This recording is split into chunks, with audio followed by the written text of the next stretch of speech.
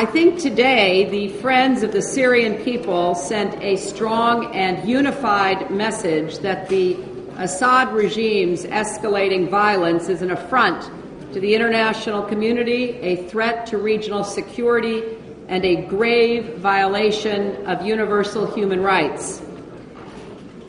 And the work that has been done by the Arab League to bring us to this point, where we put together a strong international consensus, has been extremely important.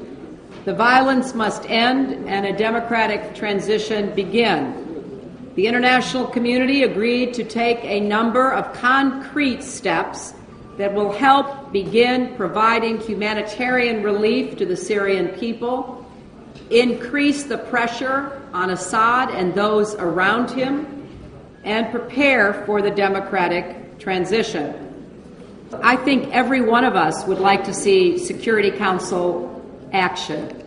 The United States worked very hard to obtain a resolution from the Security Council that was vetoed by Russia and China, although it received support from every other member of the Security Council, from Latin America to Africa to Europe to Asia. The entire world, other than Russia and China, were willing to recognize that we must take international action against the Syrian regime.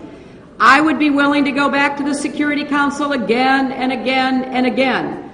But we need to change the attitude of the Russian and Chinese governments. They must understand they are setting themselves against the aspirations not only of the Syrian people, but of the entire Arab Spring, the Arab awakening. They are basically saying to Tunisians, to Libyans, to others throughout the region, well, we don't agree that you have a right to have elections, to choose your leaders.